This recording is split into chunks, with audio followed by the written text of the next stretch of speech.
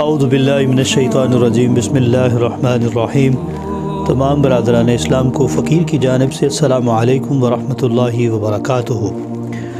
فقیر آج جو عمل آپ کے سامنے پیش کرنے جا رہا ہے، یہ عمل ہے بچوں کے سوکھنے کے بارے میں۔ جو بچے پیدائشی پیدا ہوتے ہیں اور وہ سوکھنا شروع ہو جاتے ہیں، ان کا جسم کھلتا نہیں ہے اور اکثر بچے سوکڑے کی وجہ سے مر جاتے ہیں۔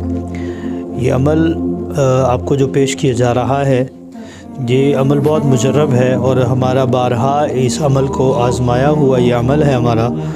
یہ عمل آپ کے سامنے یہ اسکرین پر ایک نقش دیا جا رہا ہے۔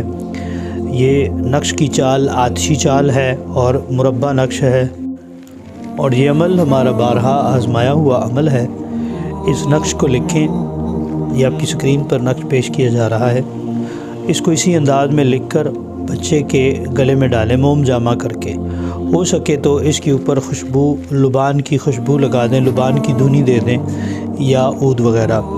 ناظرین، جیسے کہ آپ جانتے ہیں ہمارے تمام اعمال و نقوش استعمال کرنے کی جو ہماری شرائط ہیں، وہ شرائط یہ ہیں کہ سب سے پہلے 313 مرتبہ درود شریف پڑھ کر حضور نبی کریم صلی اللہ علیہ وآلہ وسلم کی بارگاہ میں تحفۃ نذرانۃ عقیدۃ پیش کیا جائے۔